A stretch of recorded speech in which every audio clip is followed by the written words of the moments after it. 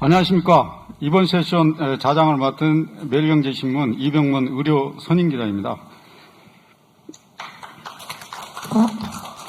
코로나는 아시다시피 그 자체로도 좀 두려운 거지만 또 다른 그 코로나 2.0이라고 할 수 있는 경제적 질병으로 진행이 되어서 우리의 삶을 피폐하게 만드는 겁니다. 개인소득 감소, 그리고 기업 도산, 금융위기와 같은 많은 일이 벌어지고 있고 앞으로 벌어질 것이라는 겁니다. 이는 지금 현재 우리 삶 속에 여전히 진행이 되고 있습니다. 그래서 오늘은 그 의료계, 그리고 교육계, 문화계, 업계, 시민사회의 전문가를 모시고 현장의 목소리를 들어보도록 하겠습니다.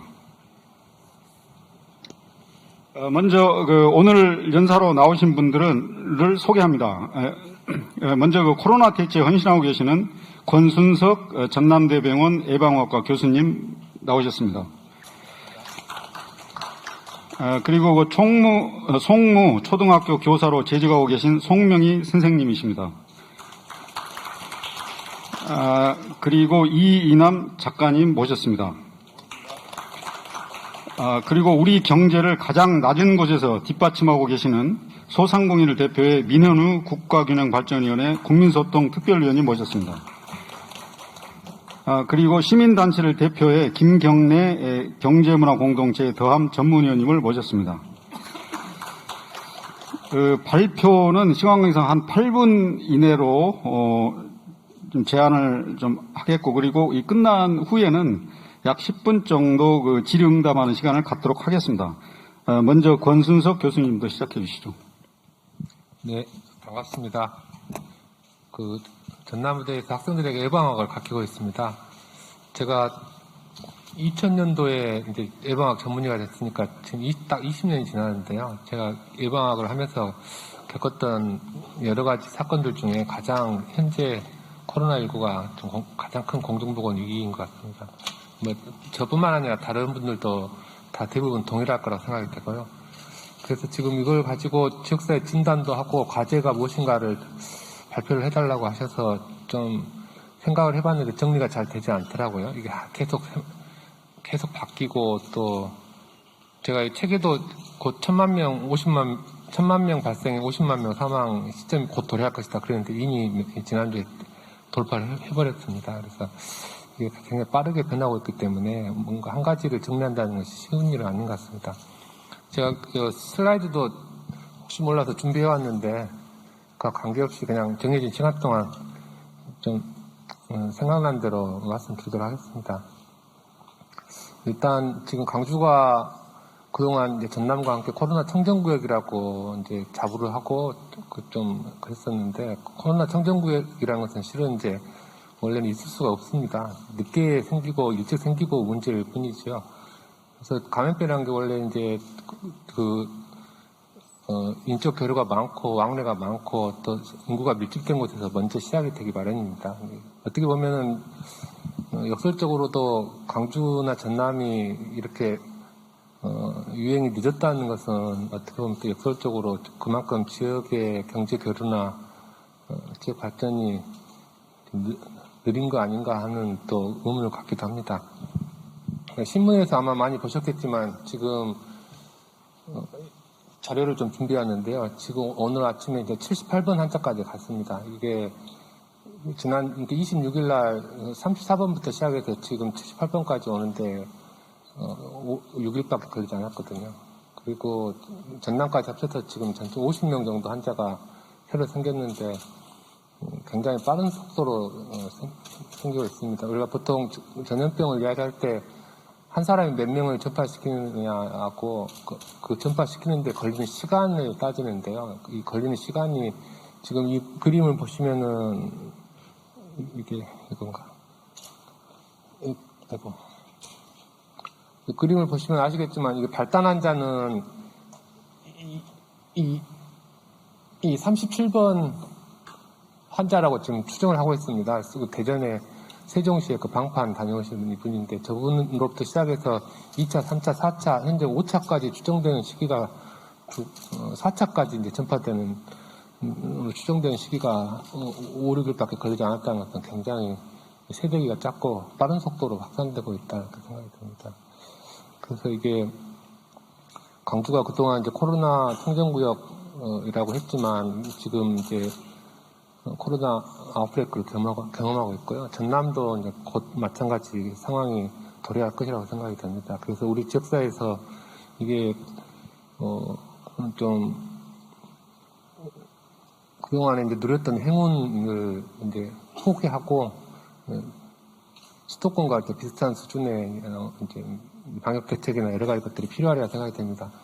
지금 이제 제일 걱정되는 것은 이제 저희 광주 상황이 그 45명 환자 중에서 60대 환자들이 더 많거든요. 절반 이상이 60대 환자들이라 이분들은 이제 중증으로 갈 확률이 굉장히 높습니다. 보통 한 10%에서 15% 정도 중증 환자가 되고 이 사람들은 이제 음압시설이 있는 병동에 입원해야 되는데 우리 지역에 음압병동이 병상이 몇 개 없습니다. 전대 7개, 조대 5개, 또 하순 전남대병원에 5개에서 총 17개에다가 12개에다가 17개죠. 17개에다가 지금 조대에다 간이시설을 5개를 더 추가해서 한 22개 정도 됩니다. 그러니까 이게 지금 한 절반 이상이 지금 채워져 있는 상황이고요. 그래서 대구와 같은 상황이나 요양병원, 큰 요양병원에서 아웃브레이크 한번 터지면은 이제 중증 병상이 다 소진되는 상황이 곧 도래할 거라고 생각이 듭니다. 여러 가지 상황이 조금 좋지 않은 상황인 것 같다고 생각이 듭니다. 그래서 이제 그렇다면 이제 우리가 무엇을 준비해야 될 거냐 이런 생각을 하게 되는데요.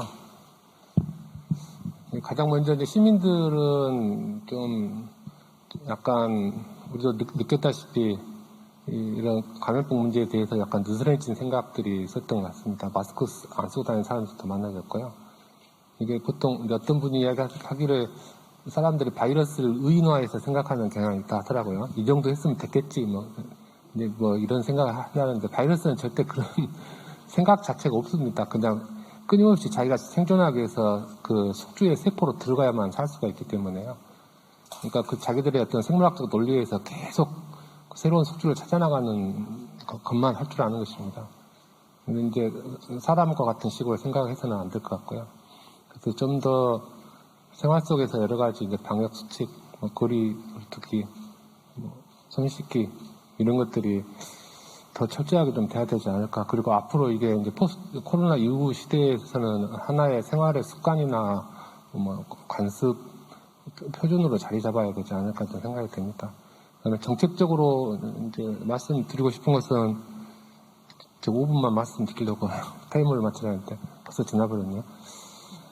이제 일단 가장 중요한 것은 우리 지역사회 크게 세 가지로 말씀드리면은 공공성, 지역성, 그 다음에 전문성이라고 생각이 됩니다. 이게 제일 부족한 것이 이거라고 생각이 되는데요. 제가 여러 가지 이제 보건소나 이런 공공기관에 관련된 일을 하면서 가장 많이 들었던 이야기가 중앙에서 아직 지침이 안 내려왔다? 내가 이 일만 하는 것도 아니고 이 일 맡은 지가 얼마 안 됐어요. 항상 이거거든요. 일을 못하겠다 할 때 이제 소위 이제 그 이유로 되는 가장 흔한 이유가 이 세 가지인데요. 이건 다시 말하면 너무 중앙에 집중되어 있고 중앙에 의존하고 있다는 거. 그다음에 이걸 계속 사람들이 바뀌기 때문에 뭔가 그 업무를 계속 맡는 전문적인 인력이 양성이 안 되고 있다는 것. 그다음에 이제 충분한 인력을 확보하지 못하는 즉 공공 인프라를 확보하지 못하고 있다는 것. 이런 것들이 이제 문제가 될 것 같습니다. 반대로 이제 그런 것들이 그동안 가장 흔한 문제였다면 앞으로 우리가 해결해야 될 것도 바로 그런 것들이라고 생각이 들고요. 그래서 당장 광주에 있는 공공병원도 없고 물론 시장님이 그걸 세우겠다고 발표를 하셨지만 이제 준비하는 과정이 지금 진행이 되고 있는 것 같은데요. 기재부에서 예타를 통과를 할 수 있을지 굉장히 의문입니다. 다른 지역에서 미리 하고 있었던 그 부산이나 대전 다 줄줄이 예타에서 다 탈락됐기 때문에 법적으로 그 공공병원이 없는 지역은 예타 면제를 해준다거나 하여튼 이런 특단의 조치가 있어야 되지 않을까 좀 생각이 되고요. 그다음에 전문성을 이루기 위한 방법도 단순합니다. 그냥 중요한 핵심 분야, 특히 이제 감염병 같은 분야는 그 보직 순환을 하면 안 되는 것으로 모두 작업은 될 것 같습니다. 다 1년 하다가 다른 부서로 가고 제가 감염병 관련 보건소 인력 교육을 지금 하고 있는데요. 한 100 몇 시간짜리 교육입니다. 뭐 6차, 7차, 7단계 뭐 이렇게 하는데 교육받는 도중에 다 인사이동이 계속 바뀌어버리고요. 그리고 교육하고 나면 그 다음에 다시 다 인력이 바뀌어버리고 이런 게 계속 되풀이되고 있습니다. 이게 전문적인 인력이 클 수 없는 그런 조직 구조인 것 같고요. 그다음에 이제 어떻게 보면 가장 중요한 문제일 수도 있는데 이런 상황이 계속 반복된 것은 그동안 철저하게 중앙에 의존해왔기 때문이라고 생각이 듭니다. 사업이나 기획은 중앙이 우리가 할 테니까 지역은 그냥 따라서 하고 시키는 대로 하고 평가도 우리가 하겠다 하는 이런 식의 관행들이 특히 이제 보건 분야에서 너무 오랫동안 뿌리 깊게 반복이 되어 왔습니다. 그래서 지금 질병관리청이나 뭐 여러 중앙 조직은 더 비대해져 간다고 하는데요. 이것을 따라갈 수 있을 만한 지역 조직이 얼마나 갖춰질 수 있을 것인가 이런 것에 대한 논의도 질병관리청을 청으로 승격하냐 마느냐 논의 이상으로 더 중요한 문제라고 좀 생각이 됩니다. 시간이 다 됐기 때문에 여기까지만 하도록 하겠습니다. 네, 말씀 고맙습니다. 권 교수님은 한 3가지 정도 말씀해 주셨습니다. 현행과 같은 중앙이 계획하고 지방은 사업 수행하는 방식으로는 공공성을 살릴 수가 없다. 그래서 보완이 필요하다는 말씀을 하셨고요. 2번째는 기존 보건정책도 기존 관행을 바꿔서 지역화 전략이 필요하다. 지역성을 강조하셨고, 3번째는 현재 조금 전에 말씀하셨지만 음압병동이 여기는 17개밖에 안 되기 때문에 부족한 공공병상 확대를 위해서는 공립병원의 의존을 벗어나서 사립병원의 기능과 역할을 재정립하고 신속하게 격리병원이나 전담 의료기관을 전환하는 그런 전문성을 살려야 한다는 말씀을 해주셨습니다. 다음은 송명희 선생님께서 발표해 주시겠습니다.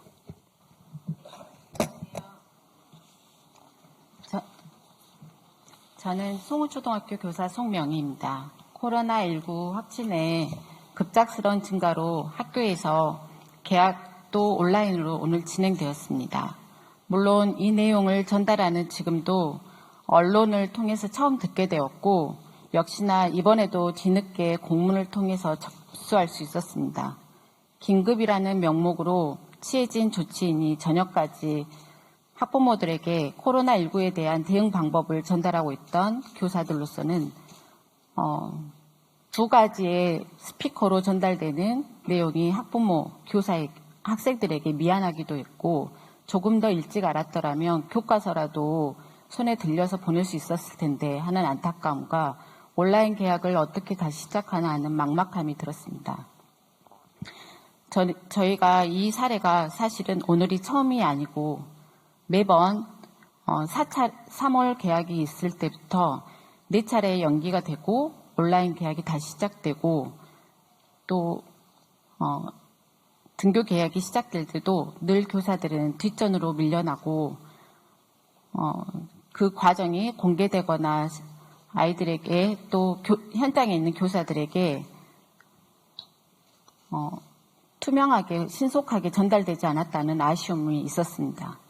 정작 교사들에게 방역 주체이고 그리고 학부모와 의사소통을 하면서 민원을 담당해야 되는 교사들은 제일 먼저 접하는 게 맘카페에서 도는 글이었고 그 다음 접하게 되는 것은 언론을 통한 내용을 확인하고 이 내용을 토대로 학부모들에게 대응해야 된다는 시점이 안타까움으로 다가옵니다. 그래도 어젯밤에 늦은 시간까지 교사들은 오늘 있어야 될 내용에 대해서 온라인 자료를 만들었고요. 그 배경에는 지금은 모두가 하나 될 때라는 생각을 가지고 시작했습니다. 서두가 조금 길었는데요. 2020은 너희가 와야 학교는 봄날이라는 문구가 돌 정도로 코로나19에 대한 팬데믹은 무섭기도 하고 위험했습니다. 실제 등교 개학, 온라인 개학, 자가진단, 방역에 관련된 이야기, 이런 신조어들이 교육계에서 많이 일어나게 되었고요. 수학여행과 아이들이 좋아했던 운동회, 현장 체험학습, 입학식들은 모두 다 폐지되었습니다. 이 교육계에서 여러 가지 불안과 우려는 여러 가지 형태로 나타나고 있으며 코로나19는 학교에 대한 기능, 그리고 역할, 교사에 대한 미래의 시각, 그리고 교육 주체자들에게 요구하는 사항이 새롭게 재구성되고 있는데요. 그 요소의 첫 번째는 학교가 멈추니 학교의 기능이 보이기 시작했다는 것입니다. 그동안 학교는 공교육이 부재되고 있어도 되는 존재인가? 일타 강사만 있으면 되는 거 아닌가? 또 기초학력은 계속 저하되고 있다라고 비난의 대상이었는데 이런 것들을 감당할 수 있는 것은 학생 맞춤형 개별 학습 또 온라인 수업이 적절하다고 생각했습니다. 그런데 그 온라인 수업을 막상 열었을 때 그동안 학부모들이 감당했던 돌봄이나 또는 아이들을 급식을 먹여야 되는 그리고 떠돌아다니는 친구들에 대한 안전성, 사회적 우려들이 많이 표명이 되었고 그동안 교사들과 학교 교육 당국에서 해왔던 기초교육에 대한 체계 그리고 학생들이 자기 관리 능력을 가지고 있지 않을 때 얼마나 근접하게 대면 수업을 통해서 이걸 해결해 나가는가에 대해서 조명되기 시작했습니다. 둘째, 코로나19는 교사들의 역할을 많이 변화시켰습니다.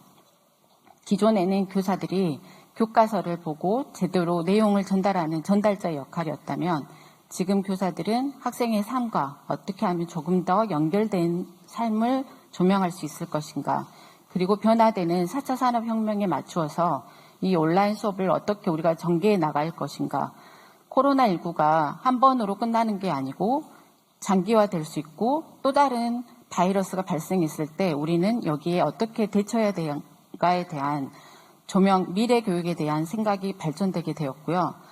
진행하는 과정 중에서 여러 가지 이학습터, EBS 수업, 온라인 수업에 대한 여러 가지 요구가 있었음에도 불구하고 제대로 반영되지 않아서 계속되는 학부모들과 학생들의 원망을 교사들은 많은 여러 가지 위로와 격려로 이겨낼 수 있다라는 말로 위안했는데 이제 우리는 여기에 대해서 또 다른 팬데믹이 왔을 때 어떻게 대안을 할 것인가, 서버는 어떻게 중축할 것이며 교육에 제공되는 교육 자료들의 저작권 문제는 어떻게 해결할 것인가에 대한 논의가 필요합니다. 저희가 교과서를 가지고 저작권에 저해받지 않고 자료를 만들고자 했을 때 가장 침해됐던 게 이 수업을 공개했을 때 학생들에게 화상 수업을 진행했을 때 얼마나 저작권에 대한 시비가 붙을 것이며 누가 우리를 보호해 주는가에 대한 논의가 끊이지 않았거든요. 그리고 쌍방향 화상 수업을 했을 때 아이들은 계속 컴퓨터를 보고 있는 듯 하지만 아래에서는 또 다른 유튜브를 본다던가 게임을 하는 그런 장면을 보았을 때 어떻게 우리가 제재할 수 있는가. 학부모들은 교사들이 그동안 해왔던 많은 일들을 집에서 감당하면서 이건 엄마 계약이라는 말이 신조어까지 생기게 되었습니다. 그러면서 아이들을 저희가 현장에서 대면으로 만났을 때 시력 검사를 하는데 시력이 너무나 많이 떨어져 있어서 안경을 썼음에도 불구하고 아이들이 현장에서 만나는 그 시력 하나의 문제가 아니고 우울감 그리고 체력적으로 저하될 수밖에 없는 여러 가지 요인들에 대한 고민들이 요구되었다고 생각합니다. 네 번째는 미래 교육의 이 방향성을 지지해 줄 수 있는 교육 주체의 민주성과 유연한 학교 체제에 대한 요구가 시작됐습니다. 그동안 학교 현장에서는 정의로운 민주시민을 육성하고자 하는 일상적인 민주주의를 요구했었는데요. 코로나19로 부각된 것은 그동안 진행되었던 상부 지시 중심의 교육을 그대로 우리는 따라 쓰는 교사로 만들게 되었다는 것입니다. 실제 2월부터 6월까지 코로나19라고 단어로 검색하면 6천여 건에 이르는 공문서를 발송할 수 있습니다. 오늘 작성한 내용이 내일 다시 옵니다. 그러면 교사들은 거기에 맞춰서 빨간 펜으로 다시 교육활동 계획을 짜야 됐고요. 매일 교육 회의를 진행해야 됐습니다. 이런 내용은 교육계 내부에서 불신과 불화를 일으키는 원인이 되었고 실제 교사들이 많은 교육계의 피로감을 느껴서 퇴직을 원하시는 선생님들과 그리고 마스크 착용으로 인한 건강상의 문제로 어려움을 많이 겪고 계십니다. 저희가 교원단체를 통해서 또는 교사들이 모일 수 있는 공간에서 어떤 지시상달을 전달받으면 조금이라도 위로를 받을 수 있는데 학부모와 동일한 위치의 석상에서 학부모님들은 저희가 이미 다 온라인 계약할 거라고 알고 있으셨을 거라고 생각했고 온라인 계약이 시작됐을 때 다 준비되어 있을 거라고 생각했지만 저희도 등교 계약을 계속하는 줄 알고 준비를 하고 있다가 온라인 계약으로 전환될 때 물론 먼저 앞서서 나섰던 선생님들이 다 같이 계셨습니다. 열정적으로 공유하고 협력하는 과정 속에서 이 문제를 해결해 보자. 우리가 먼저 나서서 전 세계적인 팬데믹 현상을 우리라도 해결해 보자라는 선으로 나섰지만 중간에서 선생님들은 이렇게 했을 때 화상회의에서 제일 많이 쓰였던 것조차도 보안에 문제가 걸려있으니 오늘부터 사용하지 마세요라고 한다던가 우리가 알고 있던 여러 가지 지식들에 대해서 그리고 그동안 해왔던 관행들에서 변화시켜야 된다는 요구가 커졌습니다. 그래서 이제 마지막으로 드리고 싶은 말은 교사들이 그리고 학생들이 학부모들에게 이제는 심리적인 방역이 필요한 때라고 말씀드리고 싶습니다. 감염 위험에 대해서 불안감을 느끼고 또 사회적 거리를 두자는 오래된 이야기들은 학생들로 하여금 그리고 학부모들로 하여금 두 가지 마음을 가지게 했는데요. 가장 약자인 어린아이일수록 코로나19 사태에 대해서 매일 클릭하면서 어디로 번졌는지 확진자를 검색하고 혹시나 사랑하는 사람을 잃게 될까 봐 두려움에 떨고 있습니다. 그리고 두 번째는 그 친구들이 나는 잘 지키고 있는데 계속 확산되는 걸 보면서 왜 저 사람들 때문에 내가 피해를 입어야 하나라는 감정 때문에 우울감 이런 것들에 빠지지 않도록 교육계에서 지속해서 꼼꼼히 신경을 써야 된다는 것을 말씀드리고 싶습니다. 코로나19는 분명 사회적 위기일 수 있습니다. 하지만 반면에 미래 교육을 향한 도약의 기회가 될 수 있다고 생각합니다. 그 경계에서 지금 우리는 어디로 향해야 되고 무엇을 어떻게 해야 될 것인가에 대해서 고민하고 있고요. 작지만 위대했던 영웅들, 학생, 학부모, 교사, 교육을 정치를 했던 이 정책가들에게 무한한 감사와 격려의 박수를 치고 싶습니다. 그리고 다 같이 머리를 맞대고 이 코로나19에 대해서 어떻게 해결해 나갈 것인지 모색을 한다면 밝은 미래는 우리의 것이 될 거라고 생각합니다. 힘내자 대한민국. 감사합니다. 네, 감사합니다. 너희가 봐야 학교는 봄날이다라는 그 말씀에 가슴이 뭉클해집니다. 또 학교가 기능을 멈추니 학교가 제대로 보이기 시작했다는 그 말씀도 많은 걸 생각하게 합니다. 다음은 이인남 작가님의 발표가 있겠습니다. 네, 반갑습니다. 코로나가 아니었다면 지금 저는 외국 전시를 자주 다니고 그랬을 텐데요. 한 달에 한두 번 정도 이제 해외에 있었던 것 같습니다. 작년에 비하면. 그래서 올해 이제 해외 전시들이 다 취소가 되고 또 가을로 연기됐는데 아마 가을도 여의치 않을까 생각합니다. 그래서 국내뿐만 아니라 모든 전시들이 지금 취소가 되고 있고 공연 예술도 마찬가지고요. 제 주변에 있는 작가들 또 공연 예술가들도 다 어려움들을 토로하고 있습니다. 그래서 김구 선생님이 그런 이야기를 했습니다. 한없이 가지고 싶은 게 문화의 힘이다 이런 말씀을 하셨는데요. 4차 산업혁명 시대에 기술이 발달하면 발달할수록 또 인공지능 시대가 되면 될수록 인공지능이 할 수 없는 것은 바로 문화예술 창작이라고 생각합니다. 또 기술이 발달하고 그럴수록 더 이 예술 분야는 더 지원돼야 되고 또 보장돼야 되고 한다고 생각합니다. 그런데 이번에 이제 코로나로 인해서 제가 이제 현장에서 겪어보니까 굉장히 취약한 계층이 바로 이 문화예술 계층, 공연예술 계층이라는 생각이 들었습니다. 정부에서 지원을 하는데 증명서를 해주라는데 증명을 할 수가 없어요. 대부분의 예술가들이 프리랜서입니다. 작가고. 그래서 증명할 방법이 없고, 지금 이제 코로나 환자가 확산되면, 발생하면, 제일 먼저 전시장이 클로스됩니다. 국립현대미술관, 또 전시장 갤러리들, 또 어떤 모든 크고 작은 전시들이 이제 클로스되는데, 이런 점들이 또, 그리고, 사회적으로 선진국가가 물론 이제 K 방역이라 해서 선진국의 어떤 그런 모습들도 보이긴 하지만 문화예술 분야에서는 적어도 그런 부분이 미흡하다는 생각이 듭니다. 선진국의 어떤 지표가 그런 척도가 가늠한 척도가 사회가 예술가들을 어떻게 대하느냐 또 예술가들을 어떻게 살고 있느냐 과거에는 가난 속에서 예술이 꼽힌다는 말이 있었습니다. 그런데 지금 시대가 달라졌습니다. 가난하면 좋은 작품 못 만들어야 됩니다. 그런데 어떤 기본권 창작을 하는 예술가들의 어떤 사회적인 기본 어떤 소득이 보장되지 않는 대한민국의 어떤 사회. 그래서 지금 최근에 이제 통계가 좀 나와 있는 것들이 있는데요.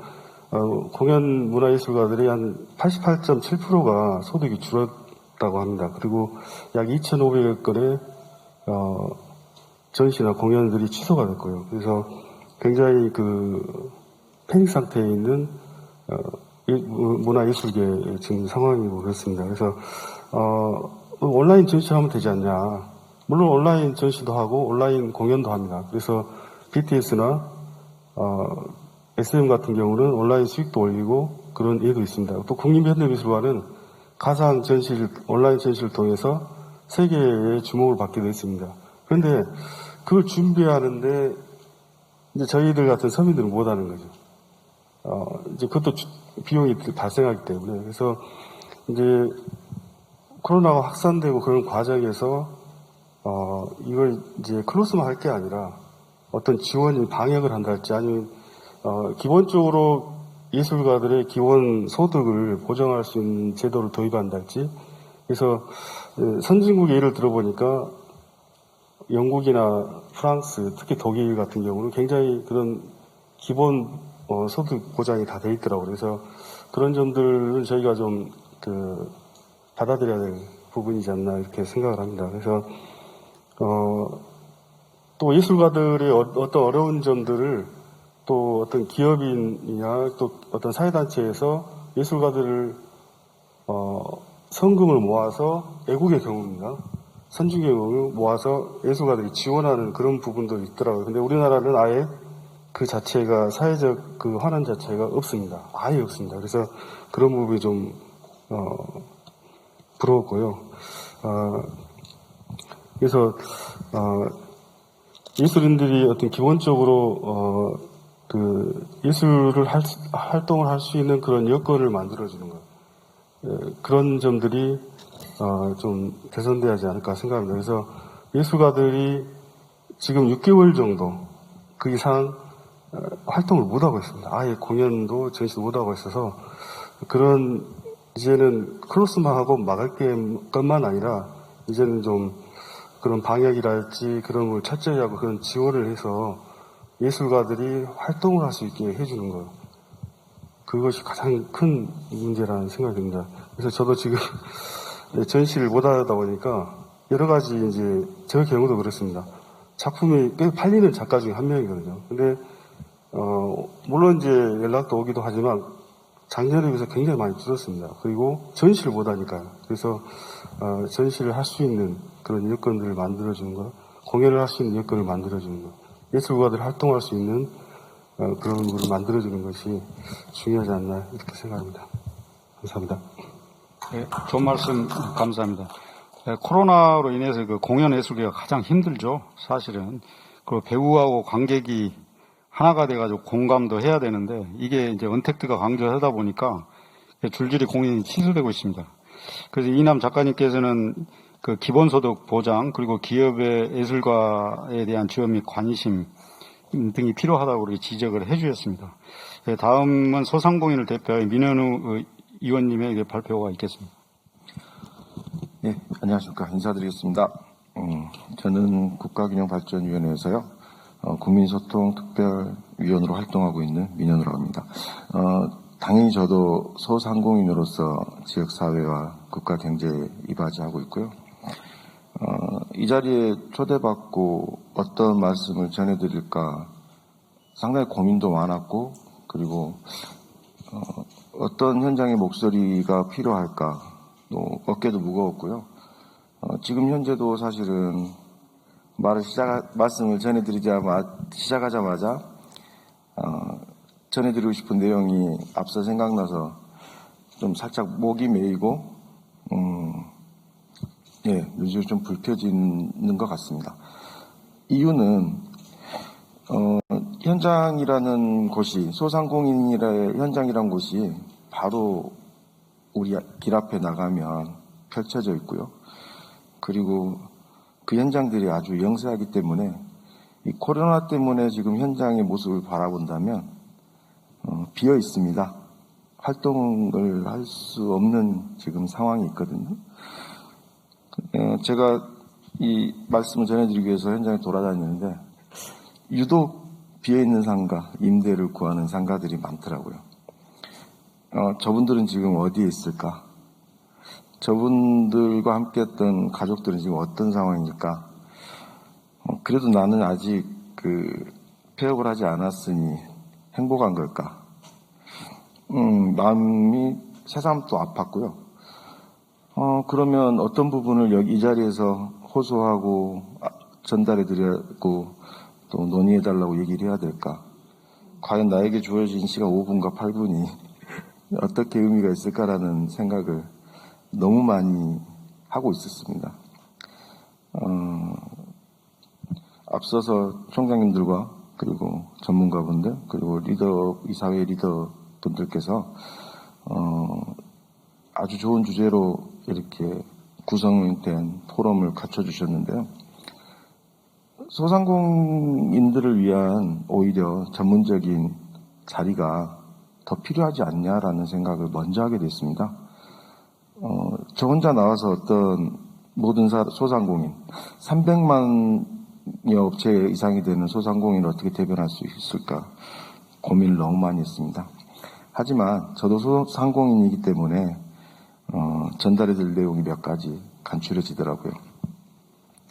먼저 어려움을 구체적으로 말씀드리기는 너무 장황할 것 같고요. 중요한 건 이 어려움이 이제는 두려움이 되고 있다는 겁니다. 간단합니다. 끝이 안 보이기 때문에 너무 두렵습니다.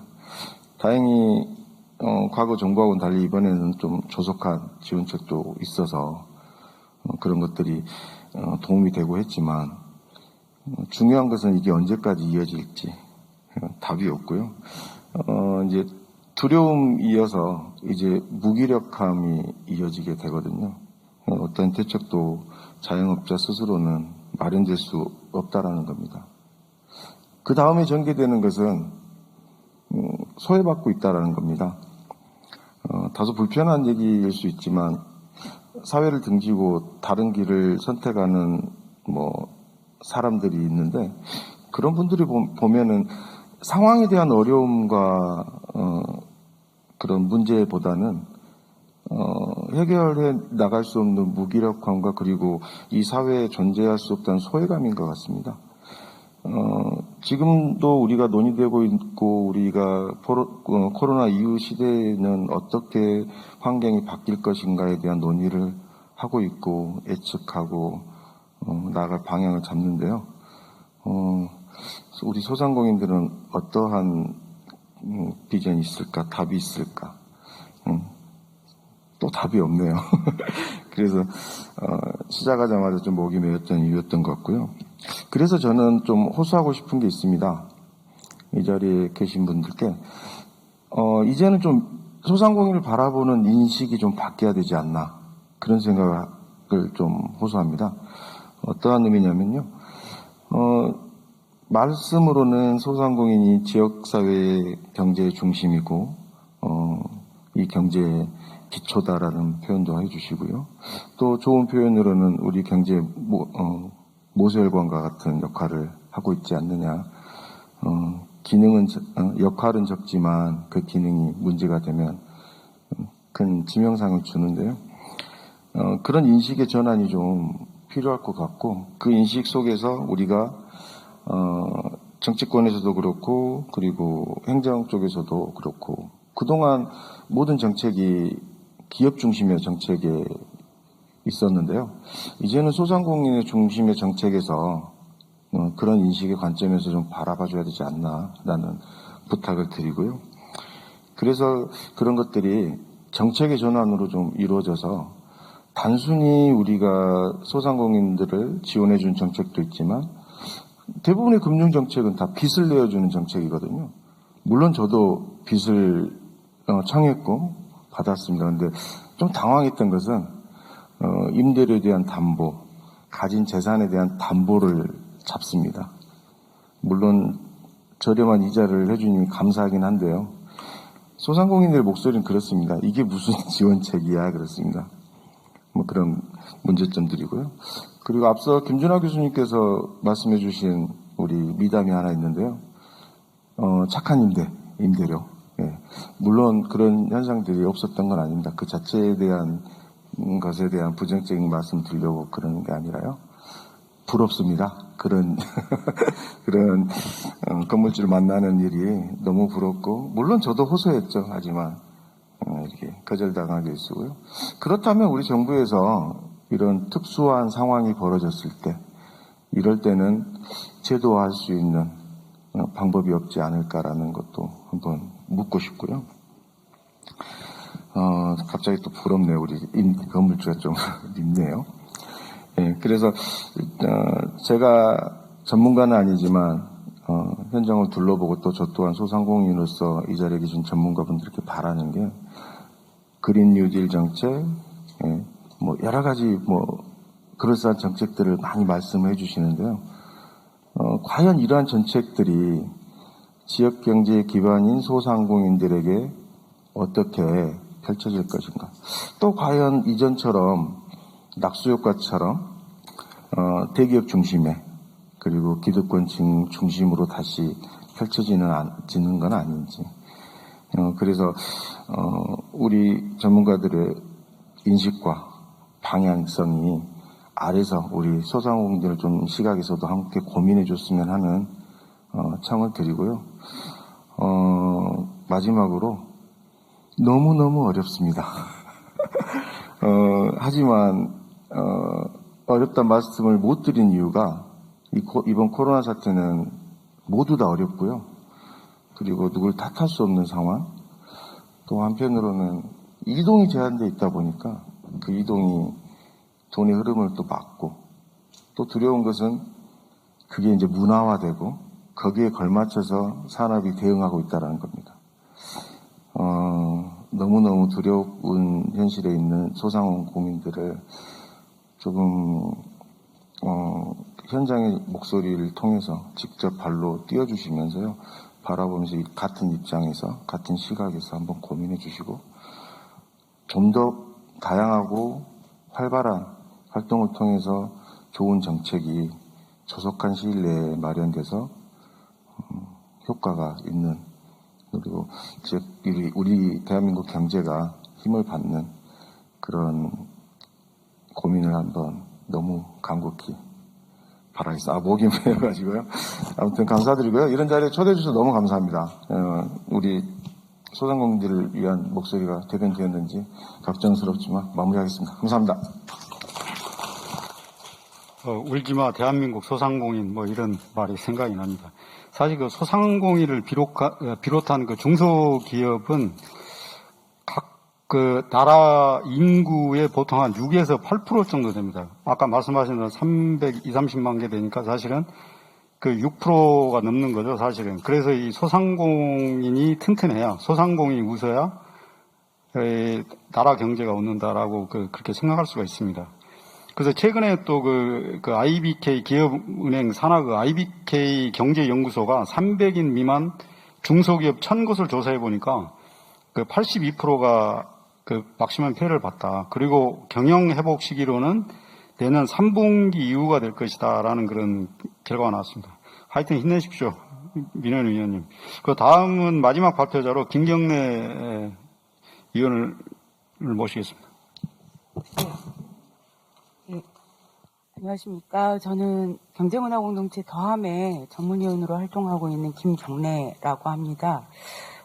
경제문화공동체 더함은 시민단체로 시작을 했다가 지금은 지역에 한 20여 명 정도의 석박사들과 그리고 시민들과 함께 지역의 공공정책을 연구하고 개발하는 사회적 기업으로 운영되고 있습니다. 제가 이제 이 포럼에 초대를 받으면서 시민단체의 입장에서 지역사회 코로나 이후에 현황을 좀 진단하고 과제를 발표해달라 이렇게 이제 요청을 받았어요. 그러면서 이제 제가 지금 앞에서 많은 연사분들이 이야기하셨듯이 지금 디지털 중심 사회로의 변화는 거스를 수 없는 대세인 것 같습니다. 근데 제가 또 전남대에서 과학기술과 사회 또는 젠더와 사회 이런 과목을 가르치고 있거든요.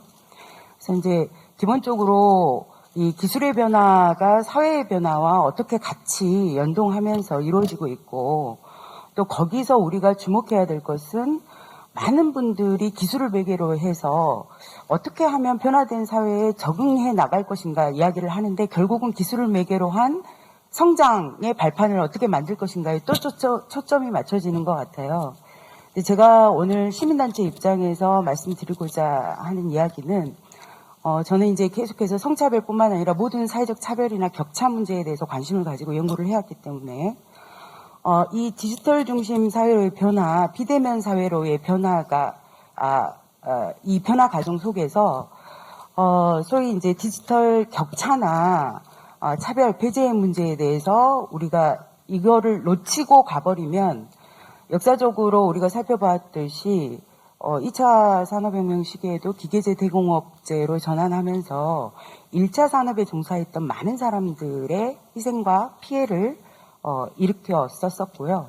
그래서 지금 4차 산업 이야기하고 있고 디지털 혁명을 이야기하고 있는데 이 과정에서 배제되거나 소외되는 층들이 어떤 층들인가에 대해서 우리가 고려하면서 가야 되는 것 아닌가라는 말씀을 드리고 싶습니다.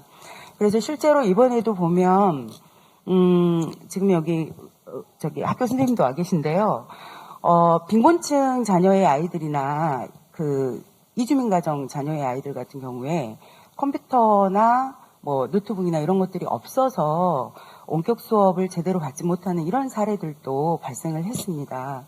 그래서 사실은 디지털 사회, 우리가 그동안 이제 정보화 사회로의 변화 과정에서 대단히 많은 사회적 어떤 대응 준비들을 했다라고는 하지만 여전히 이 정보기기의 소유 여부부터 시작해서 활용 능력에 이르기까지의 격차가 여전히 있고요. 그걸로 인해서 지금 비대면 사회로의 안전적인 어떤 전환이 어려운 그런 층들이 있다라는 것을 우리가 이제 고려할 필요가 있다라는 생각이 들고요. 또 하나는 이 코로나 사태 때문에 많은 경우에 안전이나 보호 이런 것들이 강조가 되면서 물론 100번 강조해도 필요한 부분입니다. 그런데 이것이 자칫 잘못하면 이 소위 감염병 환자들의 어떤 그 차별, 통제 이런 것들로 나타나지 않을까에 대한 고려도 함께 이루어져야 된다라는 것이죠. 아시다시피 맨 처음에 우리가 그 코로나 사태 이제 다들 막 당황하고 있을 때 그럴 때 이제 감염자들의 확진자들의 신상이 공개된다든가 이런 일들이 좀 있었어요, 초기에. 근데 이제 그런 것들도 마찬가지로 혹시 이제 이러한 그 환자들의 프라이버시권의 침해랄지 의도치 않게 환자들을 차별하는 결과가 낮진 않을지에 대해서도 우리가 함께 고민을 해야 된다라는 것이고 지금 우리가 하고 있는 생활 속 거리두기도 마찬가지인 것 같습니다. 생활 속 거리두기가 자칫 잘못하면 이 개인의 고립과 그동안 열심히 노력해왔던 이 공동체 사회로의 어떤 지향을 혹시나 좀 제한하는 그런 효과가 있지 않을까에 대해서도 우리가 좀 고민을 해볼 필요가 있을 것 같습니다. 그래서 보건의료 체계나 감염 체계를 우리가 잘 만드는 것도 중요하지만 그것이 우리 개개인들의 삶에 혹시나 통제 메커니즘으로 작용하지 않을까에 대한 고려가 동시에 이루어져야 된다라는 말씀을 드리고 싶습니다. 그래서 제가 이제 드리고 싶은 말씀은 결론적으로 말씀을 드리면 거스를 수 없는 디지털 중심 사회로의 변화 과정에서 기술 시스템의 변화도 중요하지만 어떻게 하면 금방 말씀드렸던 것처럼 공동체에 훼손을 가하지 않고 그러면서 안전을 보장할 수 있는 그런 사회 시스템, 안전과 복지를 보장할 수 있는 이런 사회 시스템을 동시에 가져갈 것인가가 고려되어야 되고 이제 그 과정에서 저는 이제 시민단체 대표로 이 자리에 왔기 때문에 시민 참여가 보장되어야 된다는 것입니다.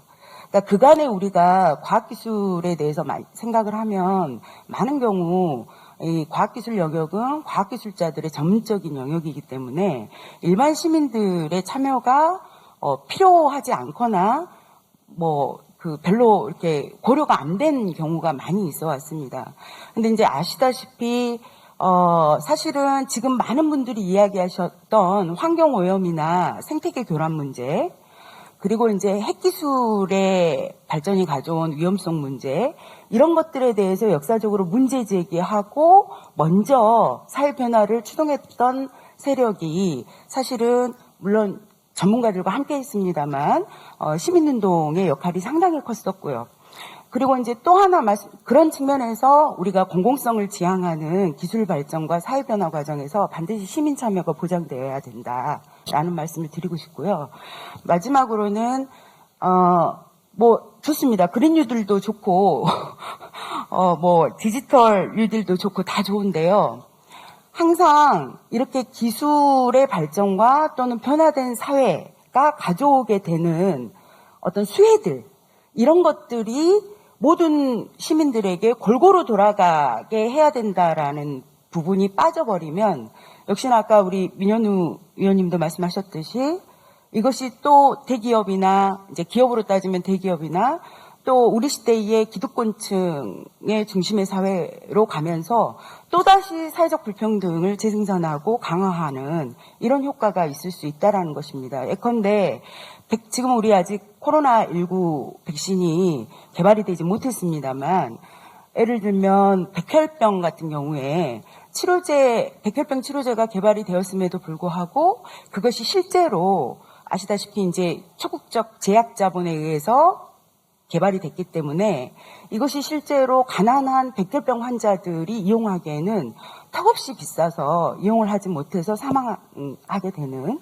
그러한 역사적인 사례들이 있기 때문에 우리가 그것을 반면교사 삼아서 발전된 기술의 수혜를 어떻게 모든 사람들이 공평하게 나눠 가질 수 있을 것인가에 대한 고려까지도 함께 하면서 지금 오늘 우리가 주제로 하는 이 새로운 전환에 있어서 말씀드린 것처럼 사회적 차별이나 사회적 불평등을 어떻게 완화시켜 나가고 그리고 그것을 통해서 좀 더 민주적이고 공정한 사회를 만들기 위한 그런 방향으로 갈 것인가를 함께 고민했으면 좋겠고요. 동시에 기술 발전과 함께 고민했으면 좋겠고 그 과정에서 반드시 시민의 참여가 보장되는 그런 어떤 절차적 시스템이 마련되어야 된다라는 부분을 말씀드리면서 제 말씀은 여기서 마치겠습니다.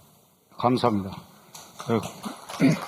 코로나로 인해서 기술과 사회 변화로부터 배제되거나 소외될 가능성이 있는 사람들이 누구인지 면밀히 살펴보고 이들을 포용하는 사회 시스템 구축이 필요하고 시민 참여가 반드시 보장돼야 한다고 말씀해 주셨습니다. 그리고 사회적 거리두기 지금 언택트 사회로 전환되면서 공동체 훼손이 없도록 우리 모두 성찰이 필요하다고 강조해 주셨습니다. 그리고 그 알찬 내용과 소중한 제안 그리고 아이디어를 공유해 주신 발표자 선생님 모두 고맙고 감사합니다. 그러면 혹시 질문 있으면 그 플로어에서 좀 받아보도록 하겠습니다. 발표자분들이 너무 잘 해주셔가지고 제가 개인적으로 그러면 우리 권 교수님한테 사실 우리 이 전남 광주는 코로나 청정 지역이었는데 전남은 3월 30일 이후 88일 만에 추가 확진자가 나왔고 지금 광주는 2일 0시 기준으로 어제 그러니까 22명이 발생해가지고 사실 그 6월 27일 이후로 6일째 61명이 발생했습니다. 그래서 지금 오늘 그 국가 그 방역 당국에서는 이게 이러다가 빨리 초기에 제압하지 않으면 대구처럼 이게 일주일 안에 한 10배 정도로 증가하는 게 아니냐 그런 굉장히 우려의 목소리를 많이 내고 있습니다. 그래서 아까 말씀하셨지만 우리가 이게 음압병동이 되게 중요한데 지금도 굉장히 좀 부족할 것 같다는 생각이 드는데 앞으로 그러면 결국은 그 백신과 치료제 개발이라는 건 사실 요원하고 언제 개발될지도 모르고 설령 개발됐다고 하더라도 일선 의료의 중증 환자에 쓰기까지는 굉장히 많은 시간이 소요되리라고 생각이 듭니다. 그래서 공 교수님께서 현 상황에서 우리 광주 전남 도민들에게 좀 어떻게 해줬으면 좋겠고 또 뭐 이런 거에 대해서 당부의 말씀을 예방의학 전문의로서 한번 부탁드립니다. 너무 부담스러운 질문이신 것 같은데요. 일단 이제 말씀하신 것 중에 조금 이제 그 제 의견을 보태자면은 이제 그 백신은 상당히 좀 빠른 속도로 개발되고 있고요. 이미 한 3개 회사 이상에서 지금 3상까지 들어가 있는 상황입니다. 그래서 우리가 보통 2년 뭐 이렇게 잡고 있었는데 실제로는 그보다 훨씬 더 단축된 1년 이내에 백신이 상용화되는 것도 충분히 가능할 것 같고요. 그다음에 이제 가장 해결할 수 있는 가장 큰 방법은 이제 집단 면역 수준을 올리는 것입니다. 근데 그 애초에 우리나라가 이제 그것보다는 그 메르스와 같은 똑같은 전략으로 다 찾아내서 다 치료하고 하는데 뭐 3T 전략을 사용을 했었는데 원래는 이제 교과서적으로는 당연히 집단 면역 수준을 올리는 것이 맞습니다. 그러나 이제 그 백신이 없고 또 예상했던 것보다 상당히 치명률이 너무 높았기 때문에요. 독감이 한 10,000명당 한 5명 정도 사망하는 치명률인데 이거는 지금 100명당 5명이 사망하는 한 100배 정도 예상보다 높았던 치명률을 보이기 때문에 이제 그 집단 면역 전략을 취했던 나라가 조금 실패했던 것 같습니다. 근데 어쨌든 결국은 집단 면역 수준을 확보하지 않으면은 이 코로나는 종식되기가 어렵습니다. 그렇게 생각하고 있고요. 그래서 다만 이제 종식되기 전까지 백신이 개발돼서 집단 면역 수준이 뭐 95%, 90%까지 올라가기 전까지 그 유행을 어떤 식으로 컨트롤할 것이냐 문제일 것 같은데요. 보통 3가지 정도의 이제 시나리오를 이야기합니다. 이렇게 그 1차 피크가 있고 2차 세컨드 웨이브가 있고 서드 웨이브가 오고 뭐 보통 이제 이게 일반적인 시나리오고요. 가장 제가 생각할 때는 가장 워스트 시나리오인 것 같습니다. 그러니까 스페인 독감 때도 그 3천만 명에서 5천만 명 정도 사망했는데 대부분 다 세컨드 웨이브 때 사망을 했거든요. 그러니까 지금 이런 식으로 유행으로 간다면 현재의 대구를 제외하고 우리나라에서의 유행보다 더 큰 세컨드 웨이브가 독감 시즌에 맞물려서 올 것이다. 이렇게 되면은 상당히 위험하겠죠. 그래서 가장 이제 좋은 시나리오는 그 슬로우 번이라고 하는데요. 조금씩 산발적으로 피크 있으면 얼른 통제를 하고 또 유지하다가 또 유행이 오고 또 유지하다가 통제하고 또 풀리면 또 정상적으로 돌아갔다가 그래서 독감처럼 이제 안전한 백신이 완벽하게 확보되기 전까지 이런 슬로우 번 서서히 탄다는 의미죠.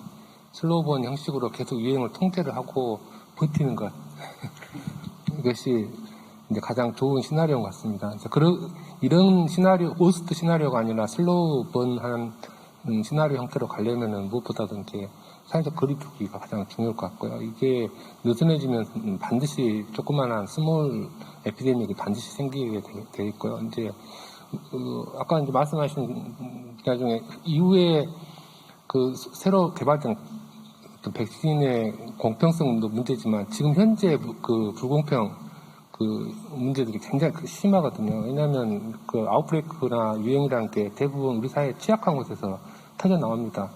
그러니까 이제 굉장히 과도하게 밀집되어 있는 그 근무 환경을 갖고 있는 그 택배 상차하는 곳이나 뭐 콜센터 같은 곳 이런 데서 터져 나오고요. 요양병원이나 종교시설 이런 데서 우리 사회가 안고 있는 가장 이제 문제점들이 이 전염병을 통해서 드러나는 게 것이라고 볼 수 있습니다. 그래서 이제 이런 것들을 미리미리 찾아서 관리하고 어떤 위험성들을 제거해 주는 것 이것도 또 하나의 방법이라고 생각이 됩니다.